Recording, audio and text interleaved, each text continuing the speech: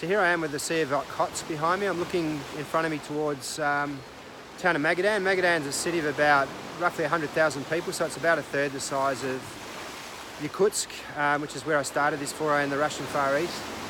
The main industries here are fishing, shipbuilding and the gold mining industry up along the Kolyma Highway, aka the Road of Bones, which is what I've travelled to get here. The climate's subarctic, so between the months of about December and April, the only way to access this port is via icebreaker. I'm looking around me at the moment. It's quite beautiful. The cloud base is probably about 300 feet, 100 metres or so. And in these hills behind me, I'll do a bit of a U-bolt. There's located lots and lots of bears, the locals tell me. So today's been pretty quiet. Most of it in the hotel room, swap SIM cards to ring some friends back in Australia and say good day. Some of the waiting time on these trips can be challenging at times, but I found the people here in Russia just to be amazing, and you know, I haven't got a sense at any time that or at any stage just yet that I'm flogging a dead horse. So while I've got that sort of feeling to keep going, I will. Magadan was founded in 1929, and it was built by forced labour prisoners, people sent here to man the forced labour camps. And how all that came about, Stalin had a 5-year plan in between 1928 and 1932, and they had a big economic expansion program, and they needed capital to fund that expansion program. And so the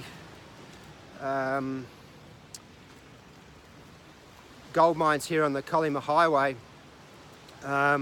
were seen as one means of or a significant way to fund that expansion program. Why the forced labour camps came about, a couple of reasons, or at least 2 reasons. One was that the region is so remote that they couldn't get people to move here of their own volition, so the only way to get them to come here was to force them to come here. And so most of the people that came here were victims of political oppression, part of the peasantry, so to speak, even you know, repatriated prisoners of war at the end of World War II. So you can imagine that they've gone through hell as POWs held by the Allies, and then they get repatriated to their home country, and then their home country says, well, you shouldn't have been captured, so we're sending you off to these forced labour camps. So humanity has this ability to inflict incredible brutality on its own, and I guess that was an example, as I said earlier. You know, you come here, latitude 59 degrees, and you're coming into one of the coldest permanently inhabited places on the planet, and from what I can gather, most of the deaths that you know, the 1.5 million deaths that occurred in terms of these forced labour prisoners came from those that worked in the inland in the gold mines where it was coldest. So again, look, I really appreciate you following. If you can bring yourself to follow me on YouTube, that would be greatly appreciated. And I'm not sure if I did a swing around to the town of Magadan, which I'll just walk up here, and so you can see it's a natural harbour, so you can see why they chose it.